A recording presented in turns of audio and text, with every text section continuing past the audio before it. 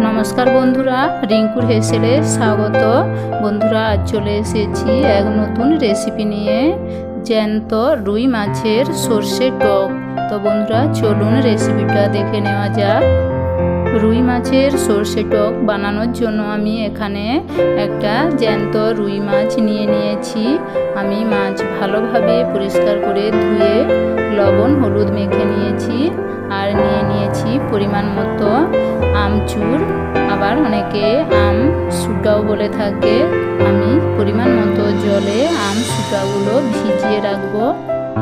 প্রথমে আমি গরম তেলে মাছগুলো লাল করে ভেজে নেব। আমি এইভাবে সমস্ত মাছ ভেজে নিয়েছি। আমি থেকে যাওয়া মাছের তেলের কিছুটা তেল আমি তুলে রাখবো।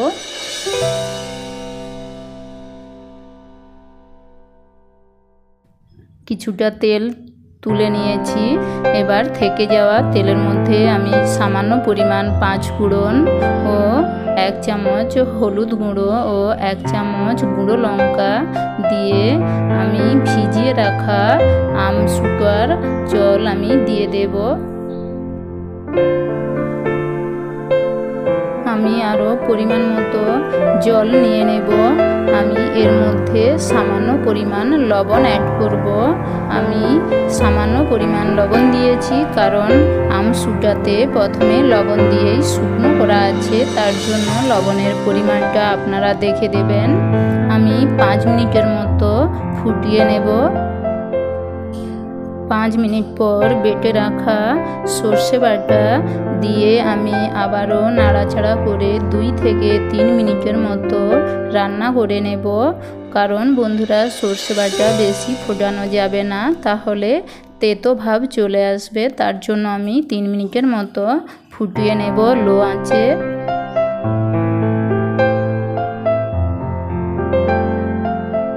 এবার আমি এর মধ্যে আমার প্রয়োজন মতো মাছ দিয়ে দেব।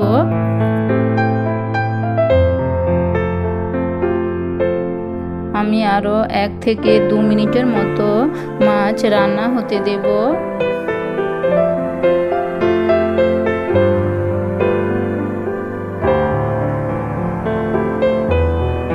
মাছের টক প্রায় হয়ে গিয়েছে। নামানোর আগে আমি তুলে রাখা মাছ ভাজার তেল আমি ওর মধ্যে দিয়ে আমি আবারও ভালোভাবে নাড়াচাড়া করে নেব।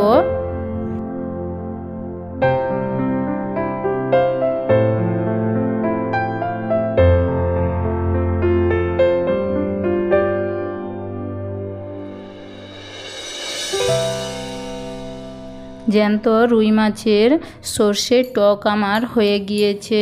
আমি একটা পাত্রে নিয়ে আপনাদের দেখাবো। বন্ধুরা আমার এই রেসিপিটা যদি ভালো লাগে তাহলে অবশ্যই একটা লাইক এবং সাবস্ক্রাইব করে দেবেন। দেখুন বন্ধুরা জ্যান্ত রুই মাছের সর্ষে টক দেখতে কত সুন্দর হয়েছে। এবং বন্ধুরা এই গরমে ভাতের সাথে মাছের টক খেতেও দুর্দান্ত। আপনারা বাড়িতে অবশ্যই একবার হলেও বানিয়ে খাবেন। বন্ধুরা আজ তবে এতটাই।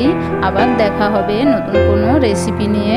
ততক্ষণে আপনারা সবাই ভালো থাকুন, সুস্থ থাকুন এবং আমার সঙ্গে থাকুন।